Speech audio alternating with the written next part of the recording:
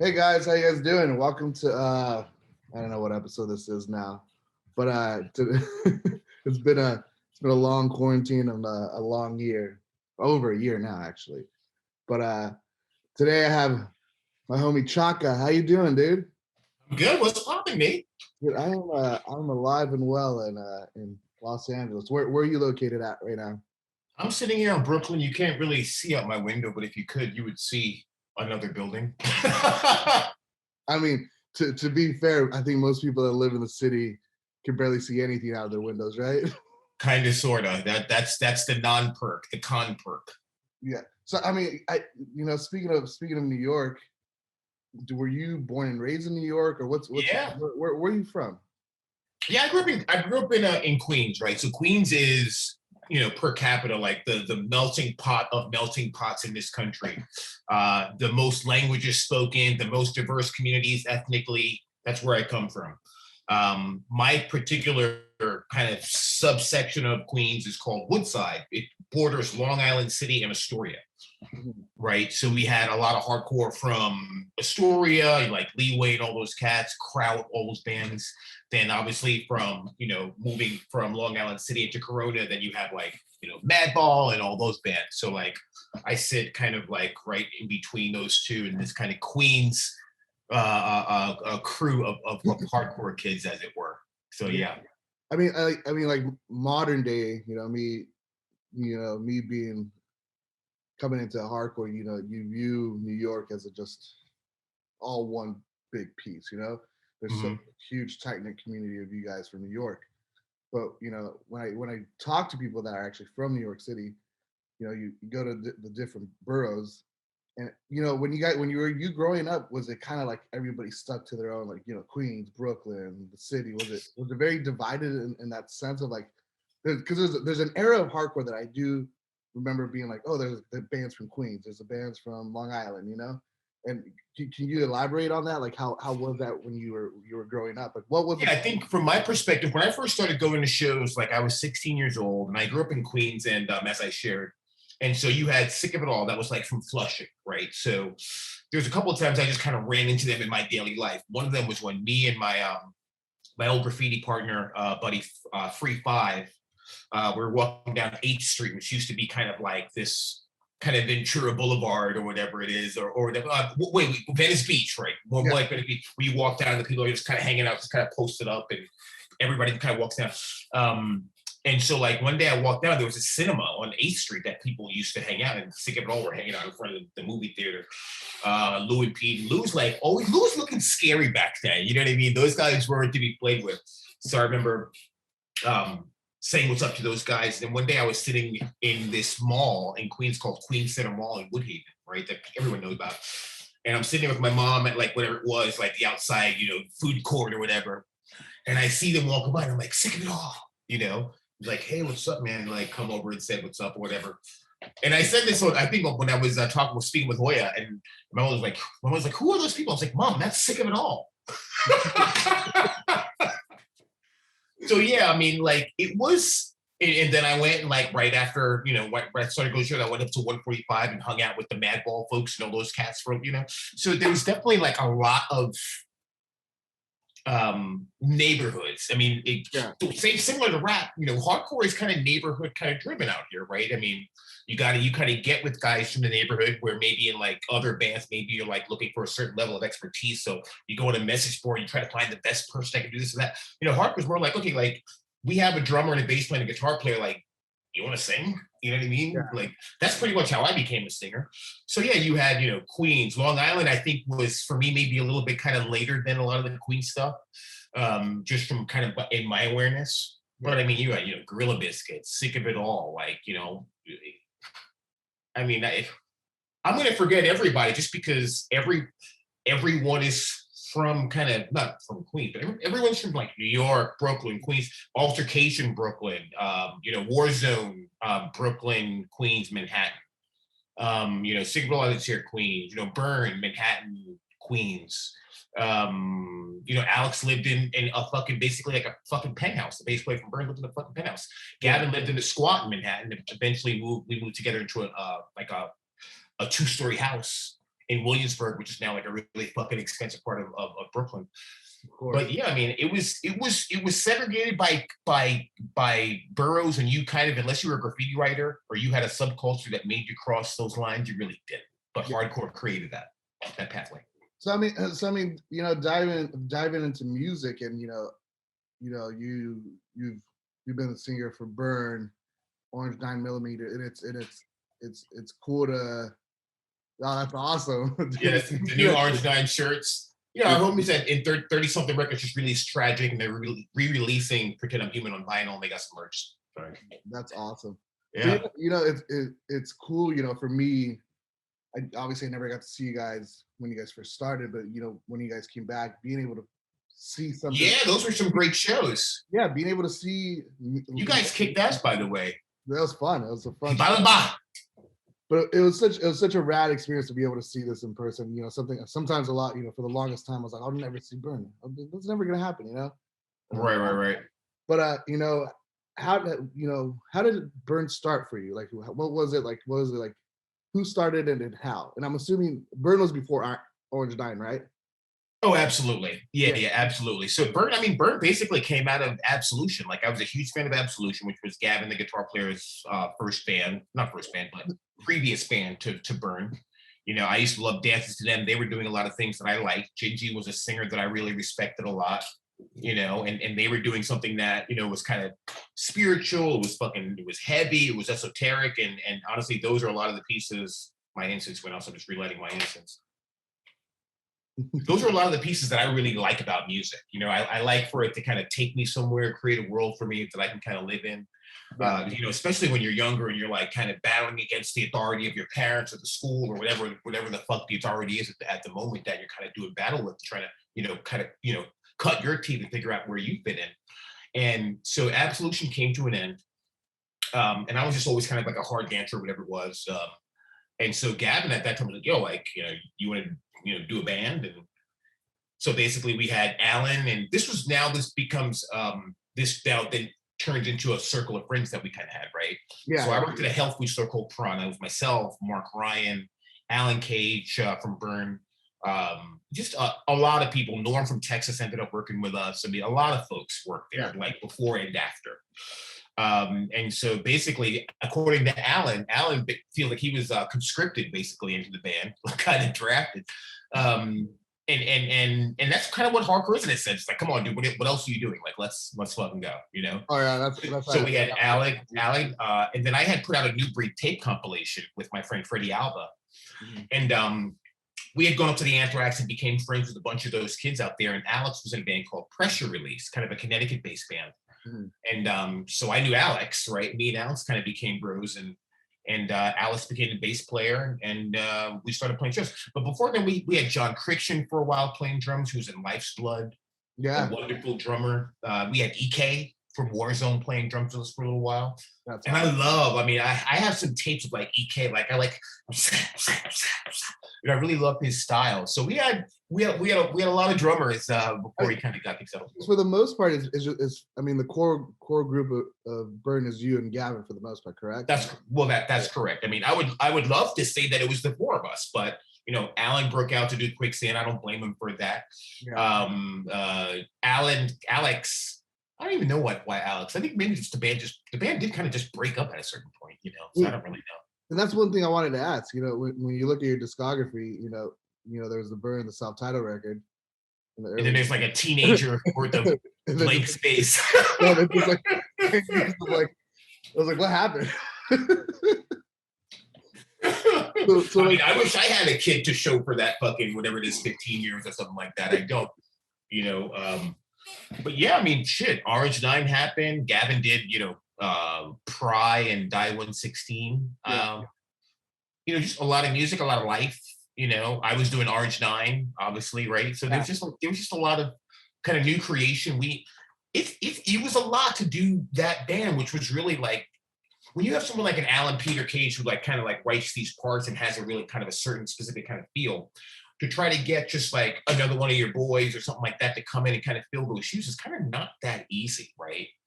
Yeah. So we had expectations around like, okay, you're the next Allen, like, or you're the next LeBron, like, let's go. And it's like, no, dude, like, I'm fucking Kobe, like, or I'm, whatever. I'm Karl Anthony Towns, or I'm my own great version, right? But Burn was kind of in a weird way. Those songs, especially with that EP and even Last Great EP, those songs were kind of written in the groove of it. Is Allen? It's kind of like imagine the White Stripes without the girl, Yeah.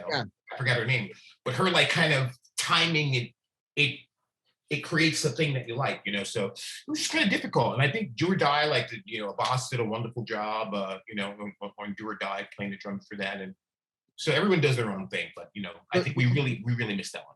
So do you think that was what caused the big break, between the early 90s to 2000s, was just you guys didn't want to like budge in the sense of just forcing something out, or what It was wasn't. It was no longer. It wasn't a through line that had some energy behind it, right? Yeah. You know what I mean? Have you ever gotten back with a girl that you were with? Oh yeah, no, like what? Yeah, Your wife? No. I have a girlfriend. But I'm saying no. I definitely understand that. You're just like, oh. Sometimes it works, sometimes it doesn't, right? You think you're going to step back in and ride this wave, and then like you realize, oh shit, there's other bits of weather from that person's life, your life that come in and just fuck the wave up sometimes. Unless you can ride that shit now new, like you're better off finding a new wave, So what was the reason when you guys just, like, fast forward a decade? What was the reason for you guys to get back together? Were you just like, fuck, I want to try this again, or what? Honestly, because I have a lot of love for Gavin, and I wanted to, kind of see him on stage and kind of play those songs, and really driven for me by friendship, Yeah, that's awesome. Orange 9 was already doing its thing, right? So it was just an opportunity to kind of, and I'm going to say relive, and that's really, it's the right word and the wrong word. But really re-engage, I guess, really would be the more dynamic and more open, real, true word to kind of re-engage with Gavin as a musician and even those songs, right? Yeah. So that was the kind of driving force for me. I mean, that's awesome. I mean, because a lot of the driving force for me to play in a band nowadays, or in a hardcore band, or just playing music, is not necessarily the factor of like, ooh, I want to create something, or I want to want people to see me in a band, but it's simply I just want to hang out with my friends. Yeah. And I think that's a huge difference in style of music between hardcore, where there's a huge factor of like friendship is a huge factor, is the reason why I'm involved, versus like any other style of music, So right. I definitely understand that and actually appreciate it, Oh, no doubt. But so as far as music goes, Burned was, a huge thing. Orange 9 was a huge thing. And then now you're doing a lot of solo stuff, correct? Yeah, man. Like, I've been fucking around with this kind of ghost decibels kind of thing. You see, I have all this stuff behind me. Thank you, Fender. I have all this stuff behind me that I utilize, right, to make music, and it's dope because like I started out kind of developing this ghost decibels kind of thing, which is me doing this electronic stuff and I'm kind of finding my way with that style. Yeah. And I think even the better part of that is something where I've been able to kind of engage with people, other musicians that are that are synthesis, right? Like I just started a new project with a woman, Marianne, that's called Sex Proxy. That's a wonderful kind of dark wave R&B thing where like I'm singing. I felt compelled to sing R&B. I've never felt compelled to sing like that in my life. Yeah, you know what I mean. And then also I have this the 23rd. I have this heavy song coming out with this band called Swim the Current. That's like really, I mean, it's heavy. Like people that know me, like, yo, it's so great to see you sing heavy again. And I will tell you that singing heavy again, like heavy, like the hardest I've sung in years. Way harder than Burn. Way harder than I've sung in maybe probably 15 years. Felt fucking amazing. And so I have that coming out, I'm doing a bunch of remixes, working with bands. A great band called the Ride Stairs that I'm doing some stuff with. That's awesome. I love music, and the one thing, like speaking kind of to where I mentioned kind of reliving versus re-engaging. Yeah. Like even like re-engaging with myself as a musician, right? I can relive, I like making music. I'm going to remember what it was like, or I can say, I'm going to re-engage. Let me pick up this bass and let me based on where I'm at now, like what do I want to hear, right? Yeah. You know, what do I want to have jump off, right? It's like art, right? I have a lot of main friends, amazing artists, like my friend Eric Foss. He has these pictures, and basically they jump out at you with a range of energy that you can kind of engage with. And you say, okay, you know, that will look good here because it's a projection of energy, and that's what music is for me. And since I've done the synth stuff and the hardcore stuff and all this other stuff, now I have a broader palette. So No, that's kind of what excites me right now. yeah, and I would agree. I was like, you have a musical history that spans over a few decades, and Right. it's pretty cool. But I'm only 18 though, which is weird. Go ahead. You look it. I don't know what are you drinking out there, dude? Fucking New York water doesn't age or what? Dude, New York water sucks. So green juices. Yeah, I mean, I couldn't imagine water from New York being any good, or any city, to be honest. But yeah, I mean, there's a lot of, but that may be a conversation that's not built for this particular venue. But oh yeah, we could dive into that. But your musical palette is very broad, and nowadays it's cool to see you do ghost festivals, and for me, when I watch someone do solo stuff, I was like, okay, what the fuck are you like? Listen, what is it that you are? Because it's a band is a very communal thing, a band. Right. If you want to hear for you, what is it that you're listening to? Like, what is influencing you to write music? Like, give me your top 5. Honestly, I'm more into ideas than I'm actually into music. Ideas. What do you mean by that? Ideas? I mean, I think like, right, let's say the ideas of a musician, like let's say like a David Bowie. Like if you look at what David Bowie is an emanation, right? And if you look at his catalog, the records don't sound the same. Yeah. Right. If you look at like a Prince of the world, those records don't sound the same either. Love him or hate him. And the same with Bowie. There's records in Bowie's catalog I just have no use for. But a lot of records that I love, right? And records that pop up where I'm like, oh shit, I like this. I never liked this record. Now I like this record. Love, it's weird. So I'm more interested in like ideas, emanations, resonances, vibes. Like even now, like I go out just to sit around people sometimes. I'll go to a bar, or I'll go sit in the park and just kind of feel, just kind of listen with my kind of awareness, and that'll inform me.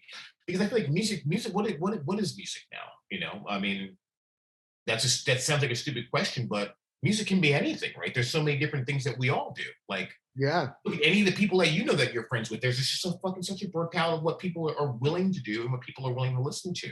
Yeah, because it serves a purpose, right? So I'm just like, okay, like I don't care anymore about genre, gender, any of this shit, right? I want to focus on just what's the resonance. Yeah. You know what I mean? What's the resonance that I'm at now? What do I want to share with people? And inside of that, go ahead. It's funny that you mentioned writing music in that sense, because I just did a couple months back I did an interview with Andreas Kisser from Sepultura. Yeah, he explained writing music kind of almost in the same sense. He's like, no way. Yeah, I'm not even kidding. And it don't take offenses, but is that maybe like an age thing where you've seen and heard everything that now the way he explained, he's like nowadays, obviously I've played in a metal band. I've seen every type of band, every hardcore band. Nowadays I write based on like my surroundings, or like, what is from this area, what I'm touring, like what is the music here, or what does it sound like, or and I hate to say it, but I feel like if I every time I ask like a young kid, like, what do you want to sound like? See it all AF Chromex. But I think there's an age. I think age plays a role when you're like, okay, I've seen and played every type of music. That right. Now, it's just your response to that was very similar to what Andrea said. Wow, that's I feel honored that me and him are kind of. But I find it very cool that you like, at a certain point, like me, even just listening to hardcore, it sometimes it becomes very redundant, and not in a negative way, but it's like, what else is like, I want to hear something different and new, yeah, or make something weird and new. and there's no fear of making something weird and new at you know, at this point, you know. So Hmm. it was really cool to see like your response to writing music, because you know I think most people wouldn't say that. Most people would be like, oh, I want to sound like Slayer, you know. Right. Well, But maybe this age. I mean, it's not a bad thing, dude. You know, I think Let me ask you. I mean, how would you answer that if I posed that very same question to you? How might you respond today? dude, kind of in a very similar way. I want to like, for me, music wise now, I don't necessarily want to sound like a band. I want to create an atmosphere. So like Yes. when I picture Sababa shows, I don't necessarily picture a breakdown or anything like that's. I'm not trying to appeal to create a reaction, but just like Right. an atmosphere. What can this song feel? What does the song make you feel? Mostly Yes. because mostly because the music and lyrically everything I write is very personal or like very emotional or very dark, you know. And sometimes it's hard. I mean you've been a vocalist for A while. way longer than I have, but you know, like you write these words and it's like you know, sometimes it's very personal, like you know you want it to be emphasized, you know, to a certain extent. Hmm. So for me now, it's not necessarily sounding like a band, but creating an atmosphere behind what we write, you know, and making sure it's understood, you know. You know, I have a video podcast. It's not a podcast. It's like a video show called F with Me, Yeah, right? yeah, I've And I seen. just had Dennis from Refused on. I'm not on, but I just recorded his segment yesterday, Yeah, and we were talking about this kind of feeling that he has when he creates and when he's on stage, where he kind of disappears into the best version of himself, right? yeah, And and I feel like writing is similar to that. And I think even Andreas is where he said he's writing for, he's disappearing into his surroundings, right? yeah. And I feel like I'm the same way, where like I'm just like, okay, like what is the energy? What am I disappearing into? Like lovers disappear into each other. They don't go poof. Like you know, it's not a magic trick, but they disappear into each other, meaning they become one with each other, and their singularness Mhm. of two becomes a singularness of one now. Yeah. And I think that's you know, I think that's what Dennis was talking about to a degree, and that's what I'm talking about with the writing. And do you think that Andreas from Sepultura might have been kind of on a similar kind of wavelength with that, or? Yeah, I would think so, man. I think you know, obviously I never talked to him on a personal level till we did something like this. And seeing that, you know, someone explaining their approach to music in Hmm. that way was kind of, you know, just because, you know, at the end of the day, when you're involved in music, people are always trying to sound like something and not Right. necessarily go beyond with, oh, you know, you know, today I was taking a walk. You reference like today I was taking a walk. You start hearing certain sounds. Yeah. He's like, oh, that's such a cool sound, you know, and until he said that, you know, I was like, oh, I never really slowed down to take. Do you like My Bloody Valentine? Yes, I love him, If dude. you listen to like Loveless, right? Yeah. Like there's a bunch of things on there that sound like found sounds and stuff like that, where it feels like, okay, like I'm gonna walk. And even The Cure has some of that stuff where you feel like you might be on a walk, or you know what I mean? Like there might be your environment. They're the perfect example of a band that creates an atmosphere. Because have you seen them live, Yes. dude? Live is just, dude. They them and like Neurosis is probably like one of my top two bands. But Okay. dude, My Bloody Valentine, it's like I don't necessarily need to know exactly what song they're playing, but they're like, dude, it's such a loud, It's heavy. so loud. I don't know if they know what song they're playing. It's No, so fucking loud. I love them. They're one of my favorite bands. dude, they're incredible band, incredible band. You know, I have to ask every singer, like, what are you writing about? It depends on the song. With the last song, the first Sex Proxy song is called Skin. What is that about?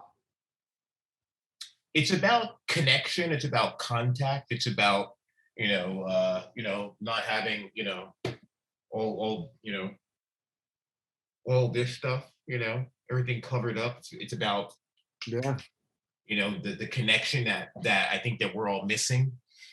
and it's not even necessarily a sexual thing, like or I need your skin, like that or anything like that, but it's more like skin, just the skin to skin. Even though you're holding your baby, or you're holding your little brother's hand, or whatever it is, just that contact, that human contact, Yeah, that within our DNA, there's built a positive, uh, uh, what's the device? Kind of a reaffirmation. I'm fucking yeah. up the word right now, but just that connection just tells you, okay, yeah, this is good, right? This is good. Yeah, so so obviously I'm assuming that song's about the current times and COVID and all that, and it's the way you're referencing the song or the content of the song is crazy because in my head I was thinking the other day, now when you encounter people, you're so okay, like do the little fist bump or whatever, and I was like telling my friend, I was like, yo, like I just want to hug my friend, like I just like Absolutely. the awkwardness that you're kind of like walking around that you're just like, okay, some people are very open to it, some people are not. Right. Right. Some people are fucking extremely fearful. Yeah. I don't know, but I do miss that interaction of just like hugging my friend, like Mhm. just having that close contact, which is I was thinking, I was like, what is it gonna be like once you go back into a full blown show? Like, are people gonna be, on the show, we're slammed together, we're on top of each other. Is there gonna be this like awkward, like, okay, we still gotta keep a distance? I mean, maybe don't stage dive as much, because people might be like, "Whoa!" I know. I was like, dude, I definitely don't want to be the first on the stage dive because there's 6 feet apart. You just like stage dive with like your entire waistband, like somebody help. Dude. But yeah, man, that's really cool, man. Because you know, you get to see, getting to see you perform and play, and most I've only been able to see Burn, but getting to see you sing those songs is pretty cool, just because Thank you. there's a force behind it, Oh, thank you, brother. mostly lyrically, but I you know, appreciate going back to those songs, do you think has it ever weird for you to play certain songs, or like is there a deep connection to the songs that you've written, or do you kind of just write it, release it, and it's out? How is it? How's your relationship to your own songs? that. On stage, there's sometimes you find yourself like during Drown. I've cried a couple times in my mind.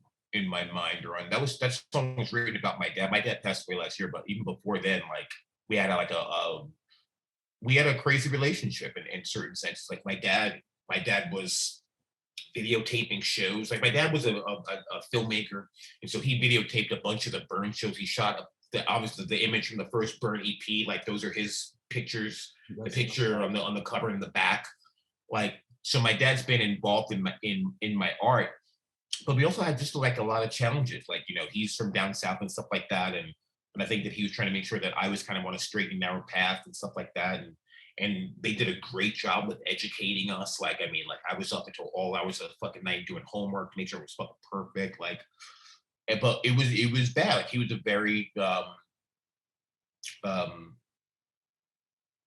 yeah, he was a very I'm trying to think of the way to say it, disciplinary person, yeah.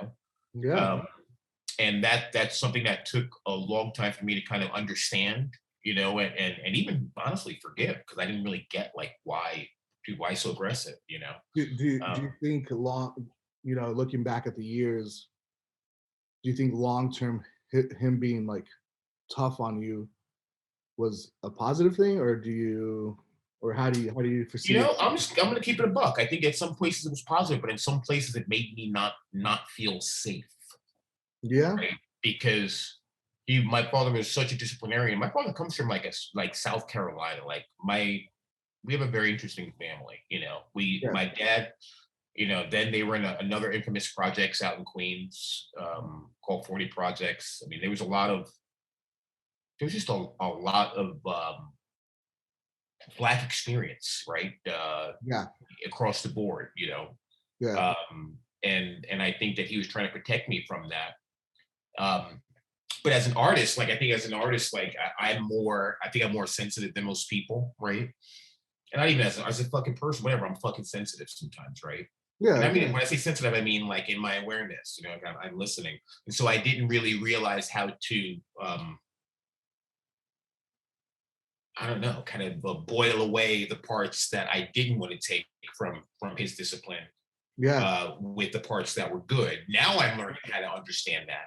But that was a struggle. And that song Drown was about me and my dad's relationship. I love my dad, you know. yeah, Um, but you know, I think it's tough. And I think that one of the things I would share, you know, discipline, when you discipline your you know, your kids, you know, it's good to make sure that they understand exactly what's happening and why it's happening. yeah. I think I definitely understand where you're coming from. You know, my mother on my end, she was extremely like strict. She was very strict growing up, very disciplinary, and it's like, and then you know, for years, high school, for years, there's very lack of emotion, but there's very high expectations. You know, Right. there wasn't this like emotional connection with my family, but there was this expectation and discipline, and that was it. And Right. for years, I kind of resented her for years. You know, I was just, Wow. you know, I was just like, fucking hate this woman. I hate this lady.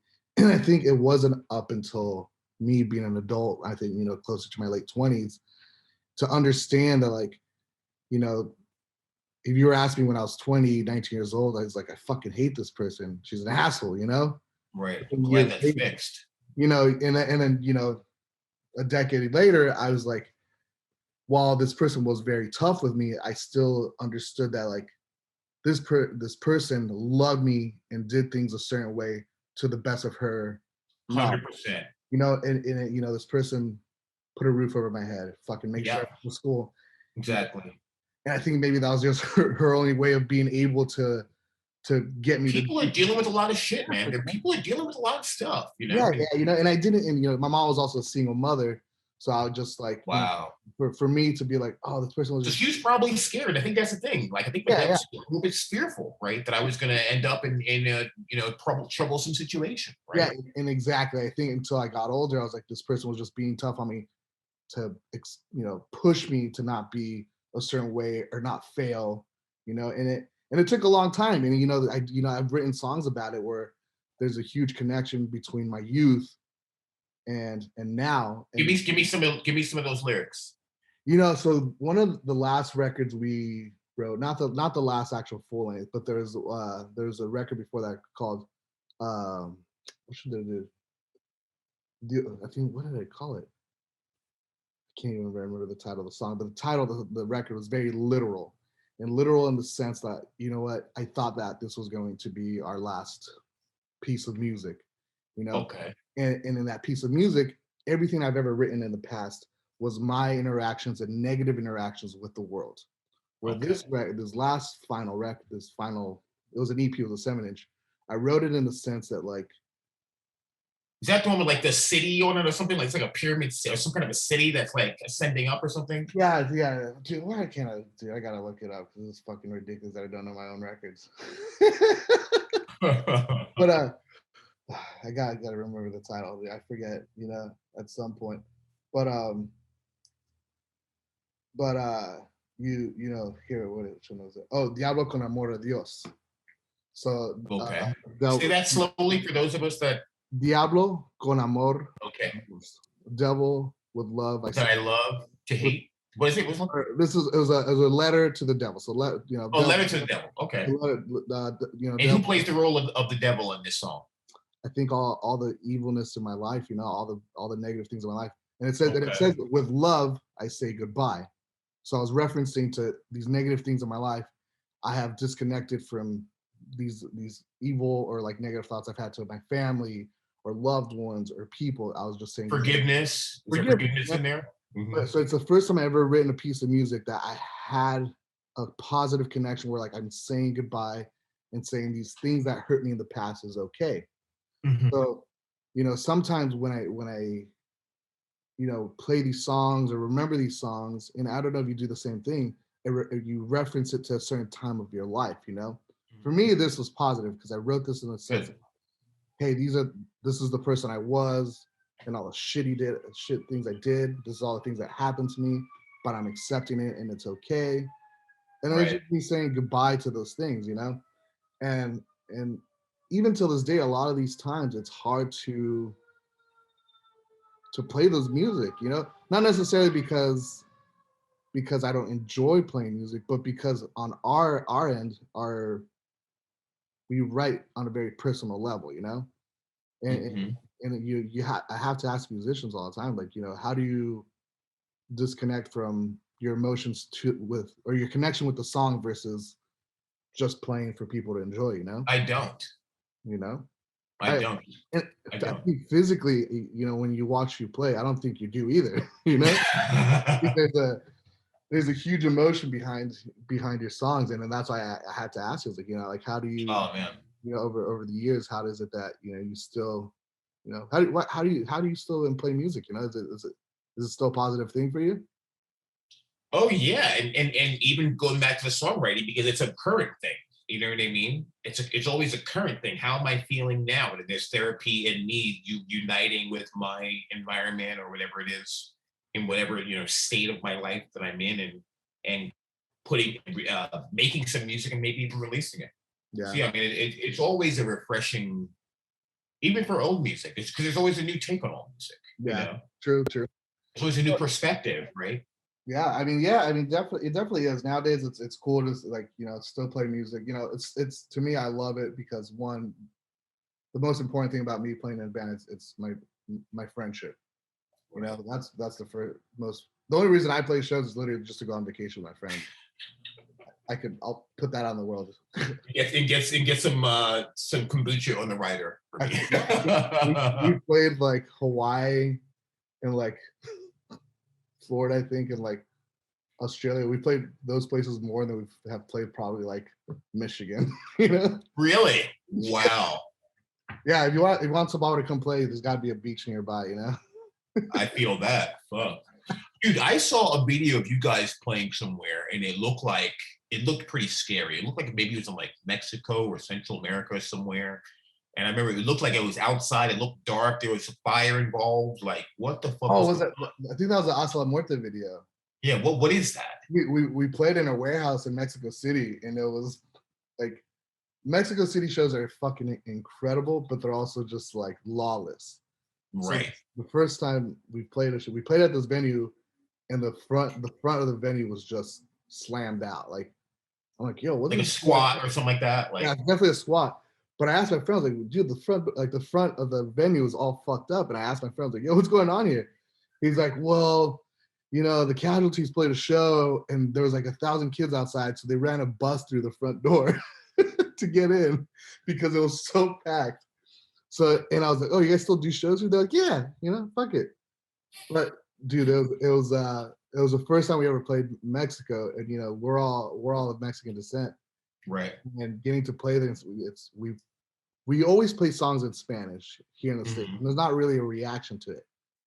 And that video was actually the reaction to the song. And to us, we're like, it blew our mind because we play in the States and no one really reacts to the songs that we sing in Spanish.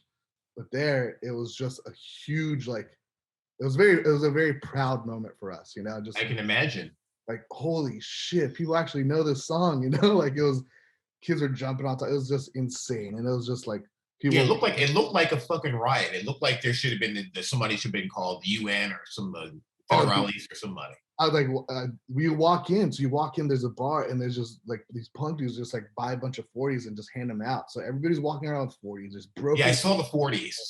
And I was like, do you want a 40? I was like, I guess, fuck it, let's go. So it was a very incredible experience to you know I can imagine. that it got captured on video too. So, but Yeah, yeah. dude, diving back into this, you know, past year, you know, COVID-19 politics. It's been a roller coaster of a year, actually longer Mhm. than a year now. Um, but you know what I didn't realize up until this year how much I need music, how much I need to play music. How has, you know, COVID-19 affected you, you know, your life and work life or music? Like has it been a positive thing, or do you ever find yourself in like a sense of darkness, like fuck, I miss playing music or I miss going to a show, or you know, how has this past year affected you? Wow. Well, I mean, there's a lot of questions in there, a lot of kind of roads, arteries to kind of travel down and twist and turn down. COVID-19, just tell me about it. Well, I think the lockdowns from COVID-19 had generated, sadly, when there's poverty in the first world, the third world dies, right? So when, let's say, like, people in the US, you might say, oh yeah, me and my homies, a lot of us, we live check to check, right? We paycheck to paycheck, right? That's pretty normal for a lot of people. Yeah, and that's not great. But in the third world, they're living day to day, right? So if they're not getting whatever it is, a couple dollars or $1 a day for their flowers or their cocoa or whatever it is that they're doing, then they starve and they die. Yeah. And that really upsets me. And I think that for me, the main focus for me around this lockdown, based around the kind of COVID thing, is that humanity has to kind of take a look at itself and ask itself, what is really happening right now? We have to take a step back, And I think that you have politics and then you have social movements. A political movement is one where, we elect Nate. Nate says he's going to, handle our business. He's going to go to city council. Now he's the congressman and he's going to take care of the people in his district. Oftentimes Nate gets to that, for the city council, he's still, down with us and gets to Congress now. Now the guy on the side's like, okay, hey, Nate, like, I'm going to give you this money. This is what I need you to do for these corporations. And then Nate does it, right? So then we end up putting our faith behind people in politics when the real faith and the real strength is here. It's me, It's me and you saying, I will not take it anymore, or I will take it anymore. Yeah. Instead of saying, okay, this is not great. I'm gonna call my congressman. You better stop it. I mean, do you agree with the approach? I mean, for the most part, it feels like the U.S. approach to COVID-19 has kind of been all over the place. It's fairly messy. What's your take on the lockdowns? Do you think it was? Well, the UN themselves has said the lockdowns don't work. That's from the UN themselves, right? And the UN, let's just leave that there. The UN themselves has said the lockdowns don't work, right? So I'm just going to leave that there for people. And I think it's healthy to talk about it. I think, from, going back to your reference of people that live day by day, it's, sometimes people, it's really weird because I live in a city where it's extremely liberal, and then I live right next to, literally our dividing line is Huntington Beach, which is extremely Republican. Right. And polar opposites views of politics and this whole approach to COVID-19. But being a dude from the hood, and I had been in a position where I was fucking hungry, where I grew up somewhat. I didn't grow up fairly. There's times where I was poor. I got a trash, got some food.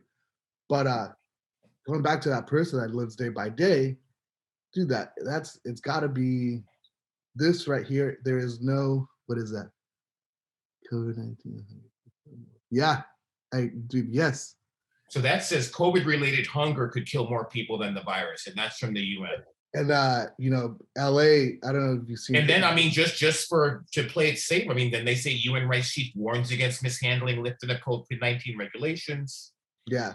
So there's a lot, and I'm not gonna try to say that I know what's right for anybody. Yeah. But I do know that we have to be really aware right now. No, I agree. And I'm not a dumb dude. I'm smart. I understand illnesses. I understand viruses. I understand. Yeah, it's a real virus. I'm not saying COVID doesn't exist at all. Yeah. No, and I agree. I understand how it's exposed and spreads. But when you go into a mandated lockdown, you have to understand that the people, for some people, like, oh yeah, here's a $1,200 check for the past fucking year. Yeah, that doesn't really work, right? and so that's what I'm saying. There's going to be people that might say, "Oh, Chaka, he doesn't believe he's a COVID faker." So I'm like, this is not about fakery or anything. This is like saying, okay, like if we're going to survive, make it through this time, right? we're gonna have to be a little more sophisticated than just saying, okay, like we're gonna give you guys $1,400 for the last year, and we're gonna make you stay in your houses, and we're gonna make you close your business. Yeah. You know, it's gotta be more sophisticated, right? And I think, I think that came with age, that understanding the worth of money and what it, dude, and a year of shutting down businesses, a year of people that aren't able to go out and scratch for the $2 they need for the day is fucking drastic. And I watch it firsthand in my city. What So, have you seen? Tell me what you've seen. I mean, dude, you go to LA, and dude, LA had Echo Park. It went from literally like just there's obviously homelessness, but it's absurd. The amount, it's tenfolded the amount of homelessness here. And it's not necessarily that if people are, a lot of people relate homelessness to people that are mentally ill, or Right. a lot of these people are just people that can't make ends meet, that depended on day by day. Yeah, there's moratoriums on rent for a reason, right? Yeah. So I'm sitting here, I'm not, people want to, oh, Chaka, it's not about that. This is about saying, hey, like, we all got to pay our rent. Like, we all got to stay in, we have to figure this out. $1,400 is not going to cut it, right? So it's trying to find the balance between right and wrong of dealing with keeping everyone safe. If people want to choose to be vaccinated, that's their thing, right? But keeping everyone safe, but we got to live. But at this point, the way I view it, I was like, yo, like if this goes on any other longer, I'm gonna lose my home. I'm gonna lose my business. I'm going to lose the things I've worked so fucking hard to get for so long. And at the end of the day, no one gives a fuck, Because when someone tries to be like, oh yeah, here's $1,400 for the year, dude. Yeah, that is. Yeah, what does that do? Yeah, that pays the interest, maybe. Yeah, and that doesn't even put into perspective the people that put their whole livelihoods into their business. Like, hey, I just literally put every penny I owned into this business, and I don't have a home because it's all in this business. And to see that people are homeless now in LA because of following their dreams, to me, that's a hard pill to swallow. That's hard. That's heartbreaking. It's heartbreaking, and I'm just like, I mean, I just keep it about. I just got laid off because my company had to shut down their U.S. operations pretty much because of COVID. Yeah, so it's a hard pill to swallow. Where at this point, I'm like, dude, I hate to say it, I'd rather just fucking take the risk and just go. I'd rather work, and like I don't know, maybe people may think I'm out of line, but just dude, like, go get vaccinated. Go if you're susceptible to getting sick, stay the fuck inside, or figure out a way. But there's also a huge portion of people that are just gonna lose everything and also possibly die because they can't fucking eat, Yeah, that's what really saddens me. People that are losing their livelihood, losing losing everything. Yeah. And sometimes paying the ultimate price. Imagine if you're one of these people that now you can't eat. And you have 3 kids. You're trying to figure out like, what the fuck do I do? Yeah, and it's crazy because here in LA, kids ask me all the time, like, oh, like when's the first hardcore show back? When's like when are we gonna play a show? Like we want to play a show, blah blah. And there's and that's the thing I always loved about hardcore is that there's a huge connection. There's a huge connection between right and wrong and understanding our surroundings. We've been a strong force to stand up to people or political views or whatever. We were always the ones. We were the ones that weren't fucking scared to say "fuck you." Right. But that also comes with a field of like people can also be very judgmental. 100%. And kids are asking like, "Let's play a show." Like, fuck it, who cares? Obviously, I want people to be safe. But the other day, I went to a punk show. There's like 500-600 kids just going buck wild. That's amazing. To me, that was super cool. I was like, and to me, it was super cool. I was like, yo, this is fucking cool to see live music and kids go off. And I remember someone posted someone saying, like, oh, cool, like, there's COVID-19 spreaders or whatever, just very negative interactions. And why I understand that, I think people need to understand that the community of people that go to punk shows and like, at least in LA, in like South Central LA, East LA, dude, these are literally kids, children. These kids are actually 15, 16-year-old that not saying they don't give a shit, but also understand that they come from low income housing where, dude, today is the only day they might see and not the next day, you know? I feel like people sometimes need to understand that these kids and these groups and these community, you know, come from a very low income area, that to their life is not necessarily that they're careless, but because they grew up in fear. They grew up in not having anything, you know? So the little they can get, they're gonna get it, you know? So it's just Right. it's crazy to see that. But people take, you know, some people took offense to like people doing shows or whatever. Yeah, I mean, people are going to be offended, but I think that the main thing that people should do is that people should be compassionate. They should be understanding, and I think, well, it'd be you. Well, it's compassion if you stay inside all day. Well, maybe it is, maybe it's not. You know, I mean, I think if you look at like, the death rate from COVID is lowering. Maybe the cases are going up, but the death rate is plummeting, thankfully. People that want to get vaccinated, they're able to do that, and the positive impact, whatever, from that is they're stating that. Yeah. So I think that, I mean, do we want to die and starve because we're locked in our houses, or do we want to you know use allow our humanity and our and fortifying our immune systems, and if we want to take shots, doing that, and social distancing. And I mean, if I'm in Target, I'm able to go to Target, right? So if Yeah. I'm able to go to Target, I should be able to go to my friend's, small business and stand 6 feet apart or whatever the thing is. Hey, There's more. give me a second. I'm gonna open the door real quick. Give me a second. Okay.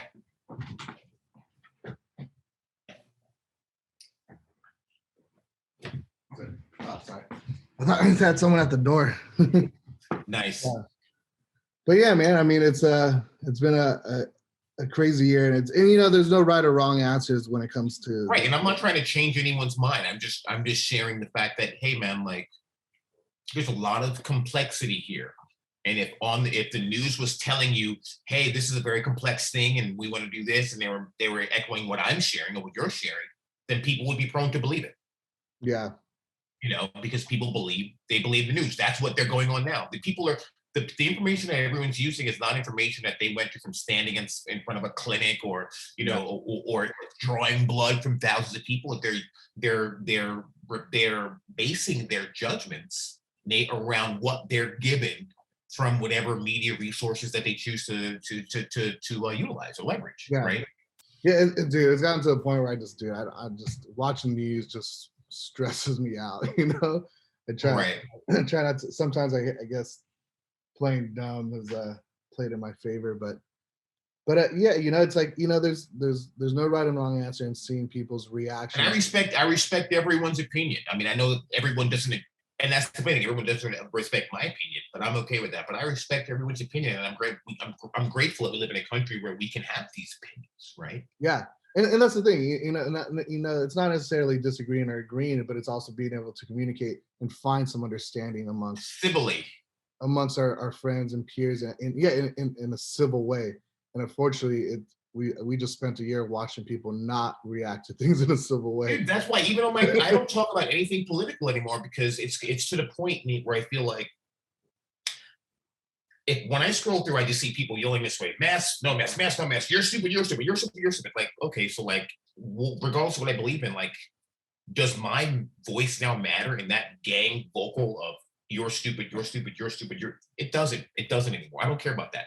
What I care about now is connection, because regardless of how you feel, if we can identify each other as human beings, right, then that can give us an opportunity to allow ourselves, the same way I write music and Andres writes music and Dennis when he's on stage and Refuse playing live, we can unite, we can meld into each other, and we can reach an understanding. Yeah. That understanding only comes when there's a respect and the love. Yeah, and that's the thing, and I hope people do take that out, do kind of understand that it's not, everything's not just black and white, and trying to find common ground between differences. And I think people, even just after this of you and me communicating and understanding each other, a lot of people would be like, oh, that's a negative outlook, of COVID or whatever. And it's not that it's negative. I'm just fed up with just the whole negative aspect of the toll it's taking on people, I agree with that. And it's not saying I don't believe in it, because you know what? I believe in it. Yeah, COVID's a real thing. It's a 100% real virus. I haven't seen my fucking mother in over a year because I don't want to ever risk getting her sick. but I'm also watching a year of watching my career, my loved ones, people in my community go into, drug addictions, pass away, lose their homes, lose their business. It's been a real fucked up year. So, it's trying to find the balance of like, like I think everybody in the world is trying to find a balance of what to do and how to do it appropriately.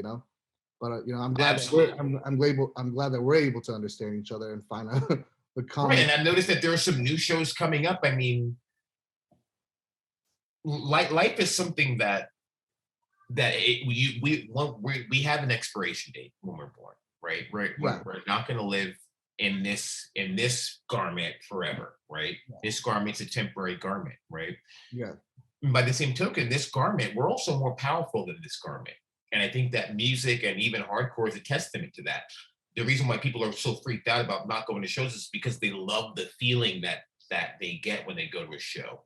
It takes them beyond what they're experiencing now. You know what I mean? And if you look at certain things, you might say, certain thing, it makes me sick when somebody does this. Oh, it makes me sick when somebody does that. Oh, this person makes me sick. This thing makes me sick, right? But then when you think about shows, and everyone's eyes light up, and it's that human connection that's actually fucking healing, right? So there's healing things in our environment that we can access as much as there are things that make us sick. And even we can make ourselves sick with our mind, right? Yeah.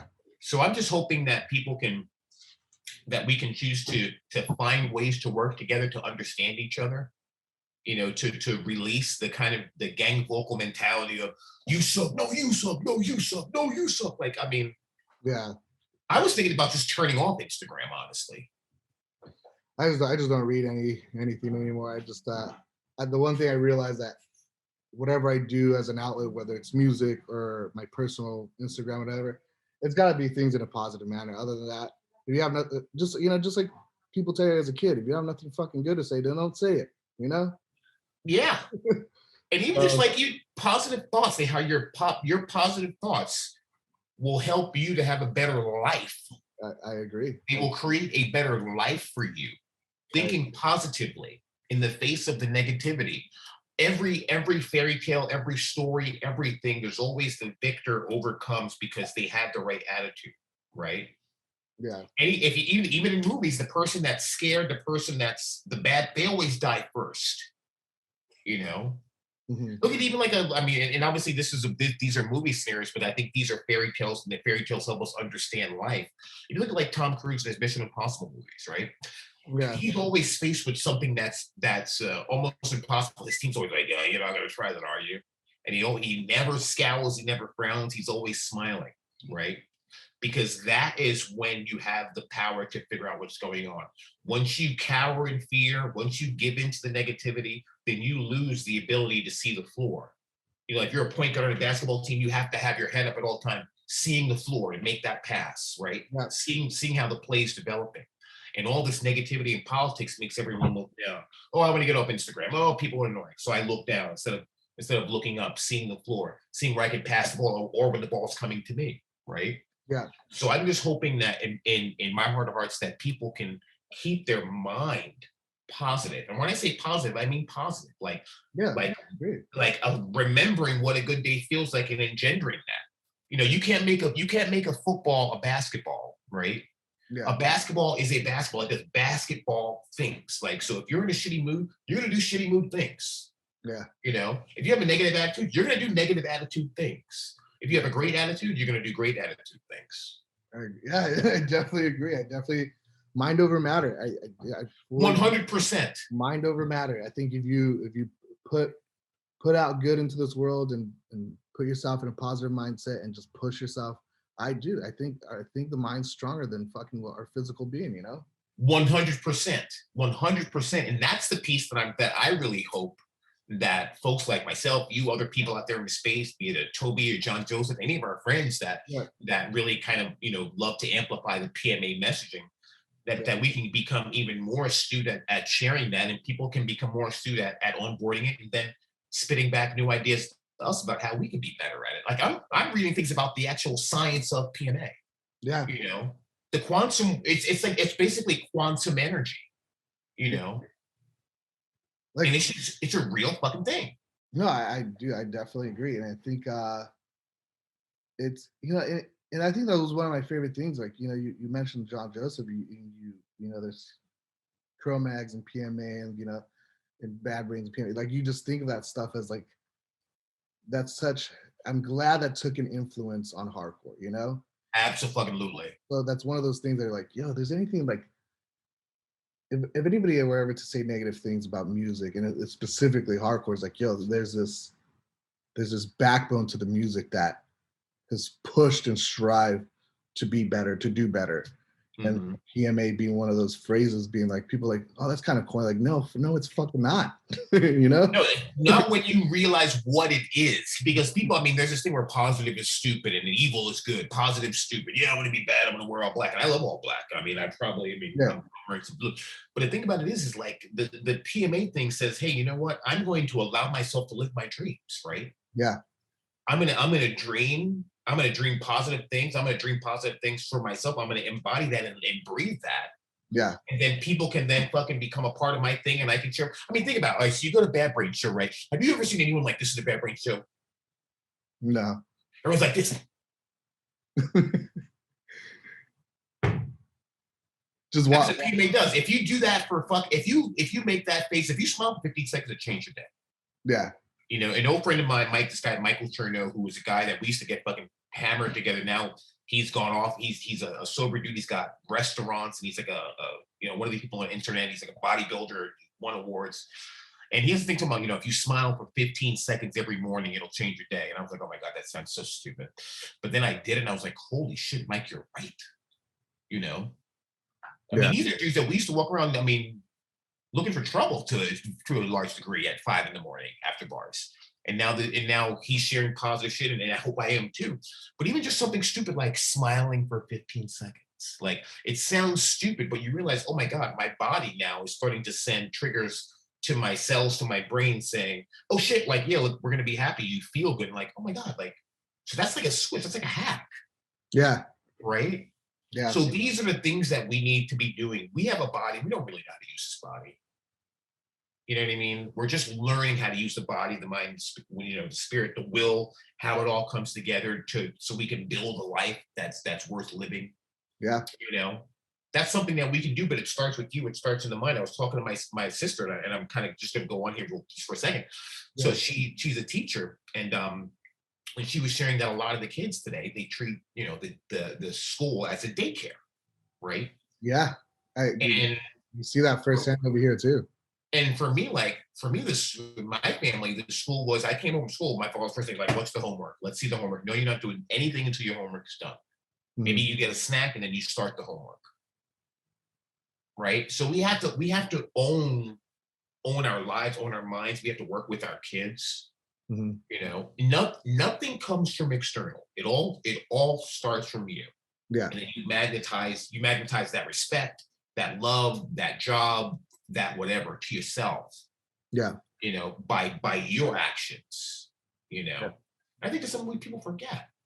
Yeah, and I think sometimes we do forget to interact with ourselves in the sense that we do need to put ourselves in those positions. A lot of the times we forget that maybe external life and the things around you may be crashing, but internally we can do better. Just to, put ourselves in a better position, and I think that's where miracles happen. I mean, I've had miracles happen. One of the miracles happened. I mean, I was, and this is not a huge miracle, but it was very fucking helpful. Like, I was working at Piranha Foods, that health food I told you about, and I was at Sourpuss on, and Purcell, from youth salesman walks in. He's like, dude, like, why? What's going on? Why you? What's going on? I was like, fuck, Purcell. I was like, I gotta move tomorrow. I don't fucking know where I'm gonna move. He's like, oh, I'm going on tour tomorrow. You take my apartment. There you go. That's how life. You know what I mean?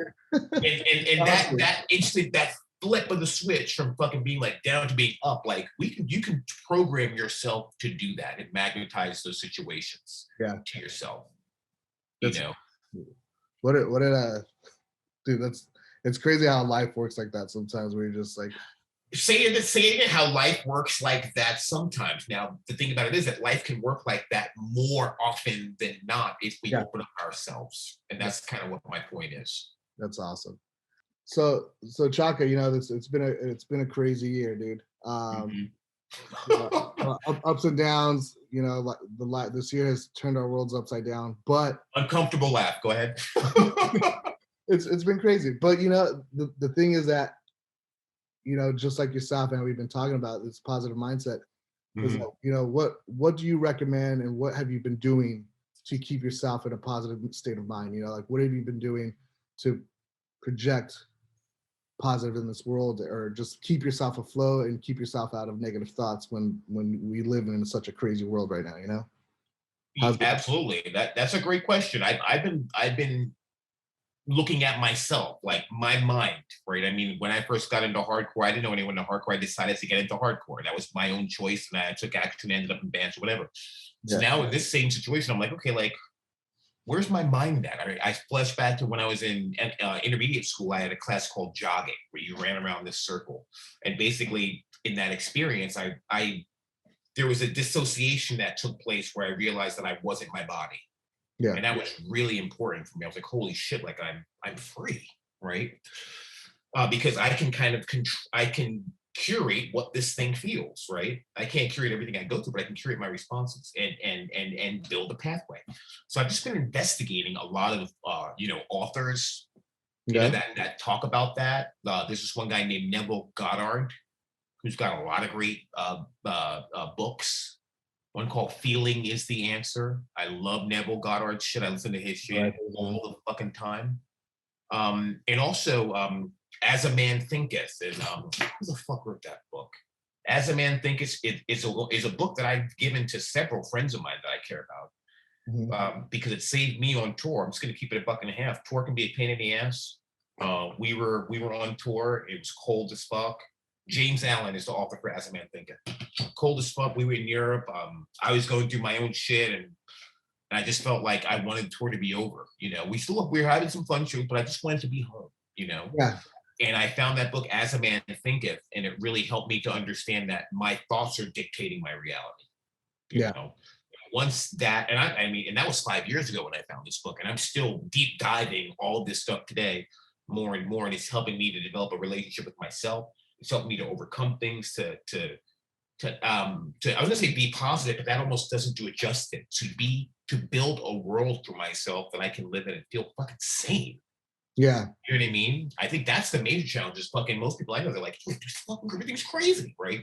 So I'm able to build this world where I can feel sane and I can, do my music stuff and do my kind of day jobby stuff or whatever it is, and I can say, hey, you know what? Like my dad was a taught video at 13, did all this film stuff. I'm going to do a video show. It's created the space for me to approach projects and to approach living myself and becoming myself, right? Becoming that next thing. And I think as an adult, sometimes, like when you're a kid, becoming is easy, right? Because you have to do it. It's like a flower, it has to bud. Yeah. Right. And that seed has to kind of rebud again, sometimes under harsh conditions, right? Like let's say COVID, harsh conditions, right? Yeah. Too much rain or not enough rain, and the seed still has to flower, right? Mm-hmm. So inside of ourselves, if we can have the faith, books like the Bible, books talk about, have the faith of a mustard seed, right? And that's not saying you have a little faith. It means if you have faith in yourself, and what is faith? Faith is something where you're constantly reminding yourself, yeah, I can do this. Okay, well, why do you say that? Well, because, I've done this before, and I'm studying this, I'm studying that, and I'm getting great feedback, and every day waking up and reminding yourself, like, I can do this thing, sometimes sharing out unfinished work to friends and getting their feedback, and then retooling and believing in yourself so that you can emanate this shit and not just feel like, oh my God, I'm withering, I'm not turning into my fucking flower. Right. Yeah. And that may sound fucking corny. I don't give a fuck. Suck my fucking dick. Because when you feel like you're flowering, you don't give a fuck what anybody fucking thinks. Yeah. It doesn't matter. Right. So I think if motherfuckers want to improve their life, in my estimation, deal with your mind. Find out how you can fuck with the dip switches of your mind and create space for yourself. Yeah. It will change your life. That's awesome. Yeah. I think I spent many years kind of just turning the wheels. But now as an adult, I'm like, dude, I don't fear trying music. I don't, and a lot of this comes, I saw the artwork that you did for Riggs, and I was like, Okay. I didn't know you did art. I was like, that's so cool. Yeah. You found different outlets, and for me, a lot of that started with reading. Okay. Up until a couple of years ago, I was like, fuck, I need to like read a book again and understand. Right. And I think that mindset where you're saying, where you just like, there's no fear of what anybody thinks, but just doing it for yourself, and for me, it's so cool to watch you do, obviously you sing or burn, but for you Mhm. your own music and then see Right. artwork. And it's, and I think that's a lot of people disconnect with that creativity at a certain age and forget how healthy it is No, dude, you have to. We are all creator gods. We have the energy of God within us to create.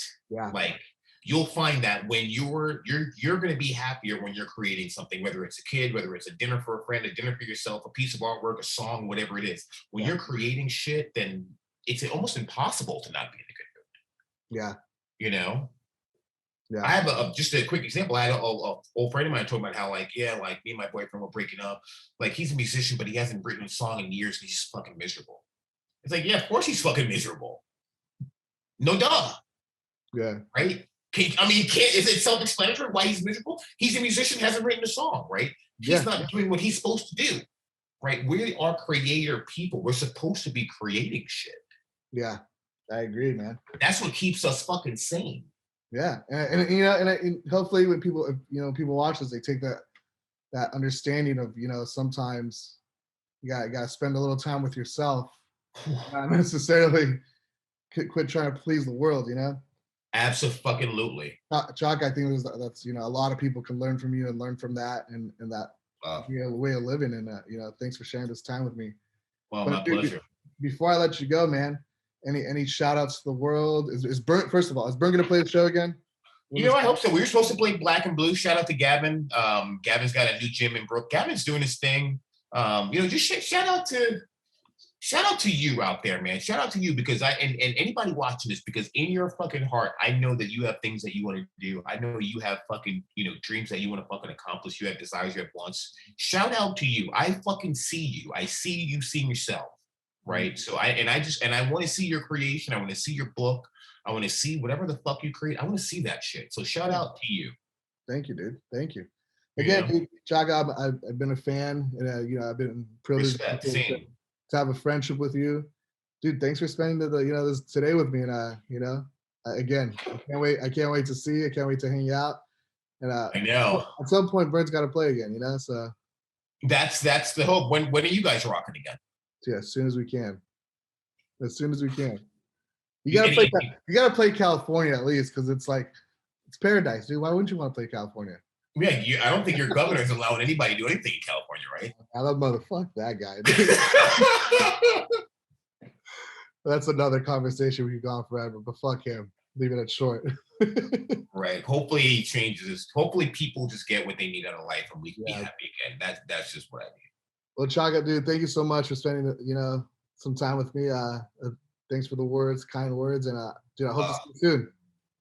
One love. Thanks, Nate. All right, brother. Peace out. Peace. Stop it.